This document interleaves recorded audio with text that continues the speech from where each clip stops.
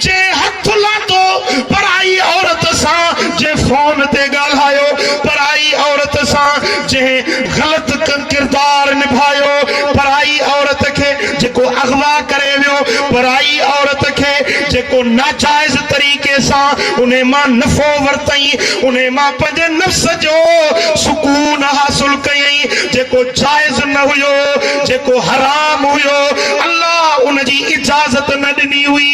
जॾहिं अल्लाह जी बानी, अल्लाह जी खलकियल बानी, उन बानीअ सां जॾहिं को हथ चुरांद तो करे त मदीने वारे साईं फरमायो त अल्लाह वॾी गैरत वारो, रब वॾी गैरत वारो, रब के गैरत ईंदी आहे त मुंहिंजी बानी के हिन छो हथ लाथो। तुंहिंजी न्याणी पोआ, तुंहिंजी ज़ाल पोआ, पहिरीं अल्लाह जी बानी आहे, अल्लाह जी खलकियल आहे, रब करीम उनखे पैदा कयो आहे, मुंहिंजो करीम रब उन जो मालिक आहे।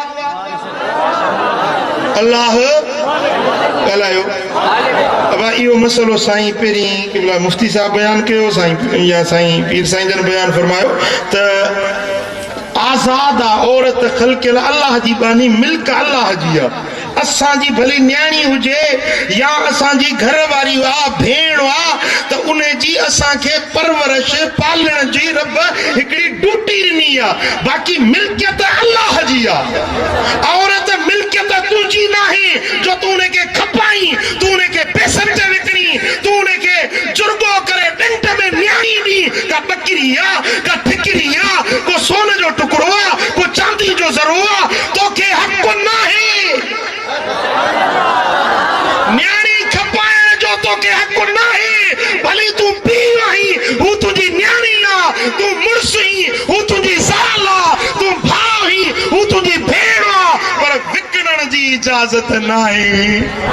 ॻाल्हायो, विकिणण जी इजाज़त हवा बि जोश में अची वई आहे। विकिणण जी ॻाल्हि आहे इजाज़त, चओ सल्लल्लाहु अलैहि